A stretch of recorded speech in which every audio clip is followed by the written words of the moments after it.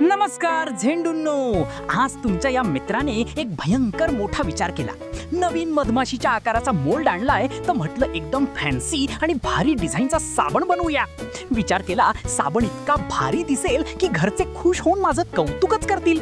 तर लागणारे सगळे हत्यार म्हणजेच सामान गोळा केले. गॅस पेटवला, एक बॉटल पाणी ओतलं. आता मधमाशीला एकदम डार्क कलर हवा ना, मग एका छोट्या कपात कॉफी पावडर आणि थोडा सोप बेस टाकला. मोल्ड मध्ये एकदम प्रोफेशनल लोकांसारखा अल्कोहोल स्प्रे मारला आणि तो कॉफीचा बेस ओतला. इथवरच थांबेल तो मी कसला.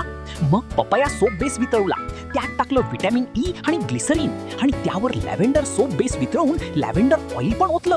मला वाटलं भावा आता इतका भारी साबण बनेल की लोक अंघोळ करायचं सोडून साबण बघतच बसतील. माझे तर सगळे कौतुक करतील. पण जसा तो साबण सेट झाल्यावर मी मोल्ड मधून बाहेर काढला. अरे बापरे.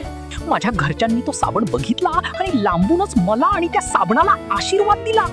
मधमाशी कमी आणि कॉफीत बुडलेला झुरळ जास्त वाटत होता तो. घरचे म्हणाले, अरे हे अंगाला लावायचंय की कपडे धुवायला.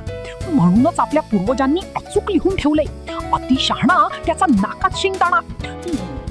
साबण तर फसलाय झेंडूंनो, पण तुम्ही व्हिडिओला लाईक आणि चॅनलला सबस्क्राईब करून नक्की आशीर्वाद द्या, म्हणजे माझ्या दुःखावर थोडी मलमपट्टी होईल. भेटूया पुढच्या व्हिडिओत. बाय.